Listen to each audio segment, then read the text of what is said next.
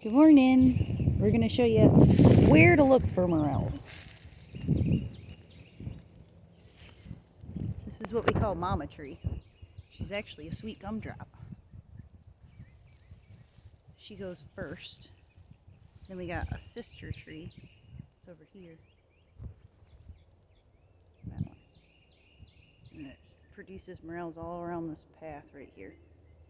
And then the mama tree will produce all the way around into our path and everything.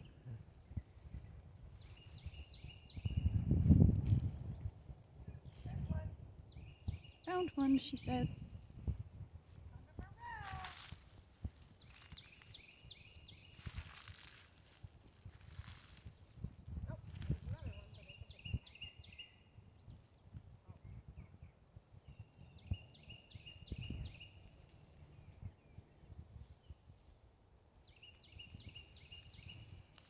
So we've been looking for morels in this area for a few years.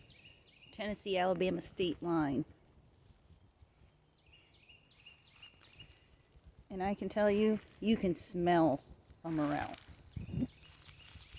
when you're within so close to it. Here's my mushroom.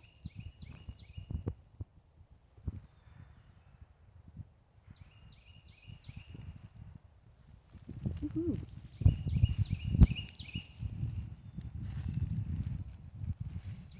There's another one. I can smell them. Big old whiff from that direction, right where you're. Oh, yep.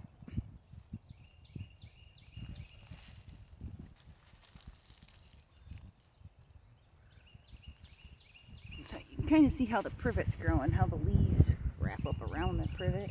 There's always a morel near a privet. You can see that one's a little dried up. Might even be a half freeze. We're going to leave that one today. Keep looking.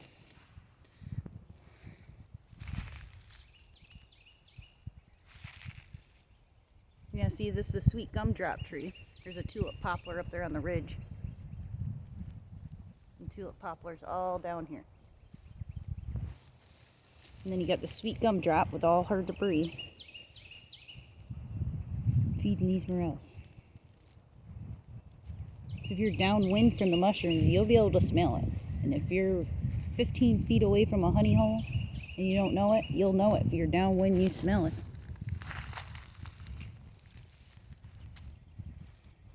They're pretty potent, sporing their little spores all over the woods.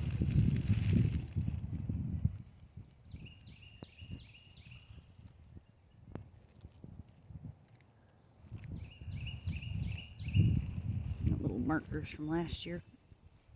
Yellow softball. Oh, yep.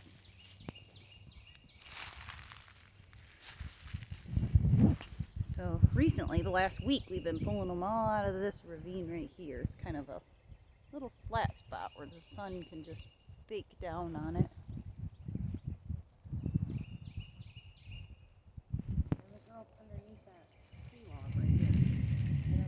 Yep, shady spot, almost where you wouldn't want to put your hand. Scared something might get you.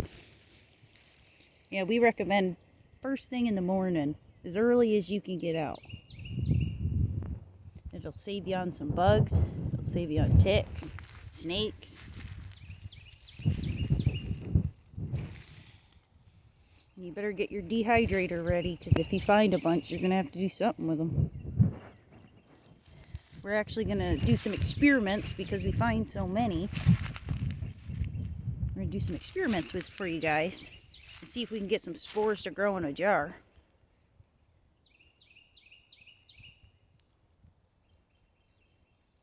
There's another one. Oh, it's pretty too. Wow. Let me zoom in. Oh, I can see the tip. She's going to give you a close up. Da-da. Can you even see it? Can't take your eyes off it now, can you? Nice size. She is a beauty. You seem a little darker. Look at that. Yeah, she's perfect. Nice and pretty. They always grow up in this wood pile, both sides of it. Yeah, especially right in front of it. Like, this is actually like our path. as you can see. Oh, wrong way.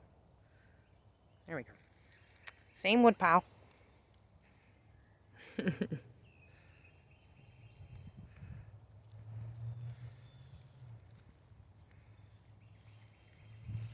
And pick her now. Always try and leave the bottom part, and you'll see the hole where it's growing from. Look at her, ain't she a beaut? She'd be good eating. What's your favorite way to cook them? I'm gonna definitely deep fry them. I think that's the best way for a beginner to try them. And then from there you can saute them like mushrooms and onions on your steak. I've done a lot of different things with them. Yeah, we might even actually cook some up and show you. So stay tuned for that video.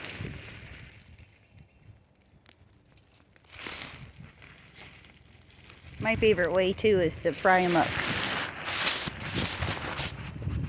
I usually let them soak for maybe just a few hours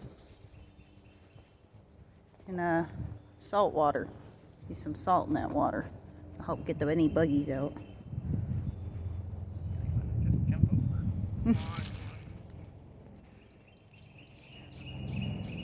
And then I'll cut them in half, and that's how I'll put them in a flour with seasoning. Then I put them in an egg milk bath. Then I put them back in the flour seasoning mix, and that's how I deep fry them. You want to cook them till they're golden brown.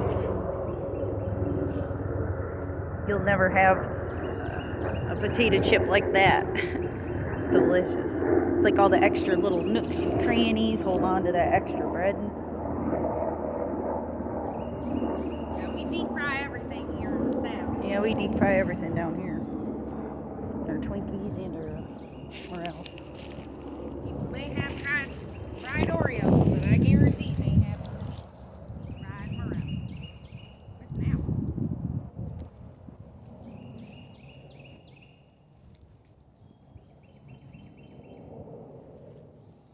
Yeah, usually you want to stick to the more healthier looking morels.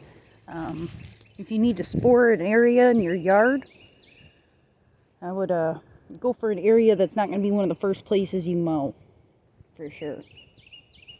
And if you do find morels out in the woods, I wonder if it'd be a good idea to dig up some dirt in that area and spread it around somewhere in your yard to spore up a patch.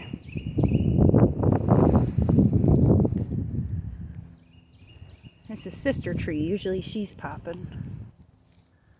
So her roots go all the way down this ravine. See where the water's been carving it out. We're going to check out a few different spots in the honey hole.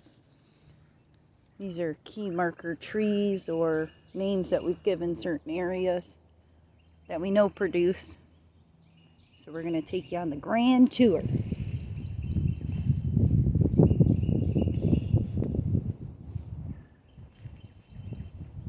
Supposed to be getting more rain in a few days.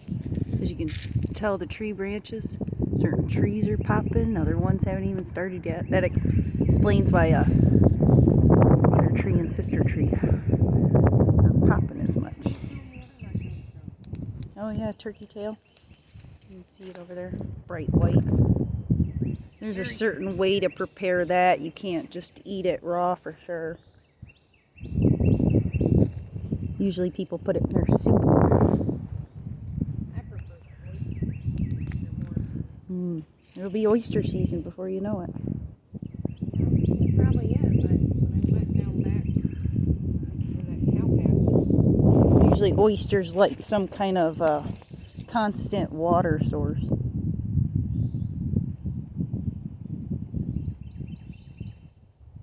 Whereas the morels you can get away with not so much wet because it's too hard for them to grow like that. We need to check those trees up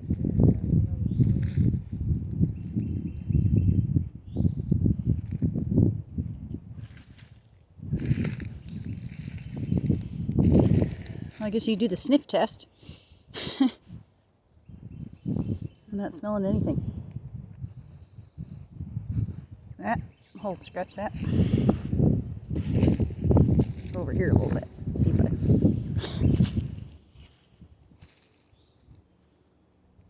They love growing up on this path.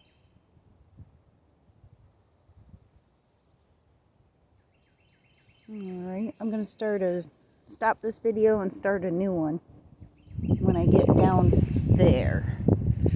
Seems like the lower elevation's been really good. I'm coming back up the hill. Yeah. Well, stay tuned, because if I find some halfway down the hill, I'll bring you back. Alrighty guys, stay tuned.